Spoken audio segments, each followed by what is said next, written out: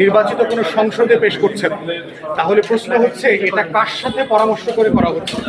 আজকেও দেখেন অন্তর্বর্তীকালীন সরকার কিন্তু আমাদেরকে ডেকেছে ঐক্যমতের ব্যাপারে, জাতীয় বিভিন্ন গুরুত্বপূর্ণ বিষয়ে কিন্তু রাজনৈতিক দলগুলোর পরামর্শ নেওয়া হচ্ছে, কিন্তু বাজেটের ব্যাপারে আমরা দেখলাম যে রাজনৈতিক দলগুলোর কোনো পরামর্শ নেবার প্রয়োজন আমাদের অর্থ মন্ত্রণালয়, উপদেষ্টা, তারপরে এনবিআর এবং বাংলাদেশ ব্যাংক প্রয়োজন মনে করে নাই।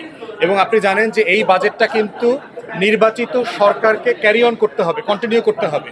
তাহলে যেই সরকার একটা বাজেট করে নাই তাকেও কিন্তু এটার দায় নিতে হচ্ছে।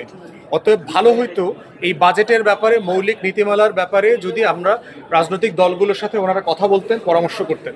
থার্ড হচ্ছে মৌলিক কথা, সেটা হচ্ছে খরচ সংকলন করা দরকারের কোনো উদ্যম দেখতে পাচ্ছি না। রাষ্ট্র ডিজিটাল হয়ে গেছে বলে দাবি করা হয়েছে। আওয়ামী লীগ সরকার যখন ক্ষমতা এসেছে তখন আমাদের সরকারি কর্মকর্তা কর্মচারী ছিল 6 লাখ থেকে 7 লাখের মতো।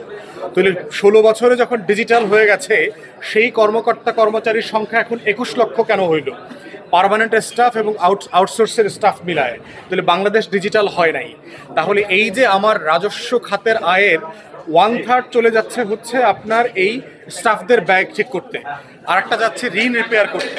তো সেই বাস্তবতাটা আমাদের বিবেচনা করা দরকার, এবং এই বাস্তবতা বিবেচনা না করলে যেটা হবে যে এই ঋণগ্রস্ত অবস্থা থেকে রাষ্ট্র বের হইতে পারবে না, ক্রমাগত ঋণের খপ্পরে পড়বে। সবাইকে ধন্যবাদ।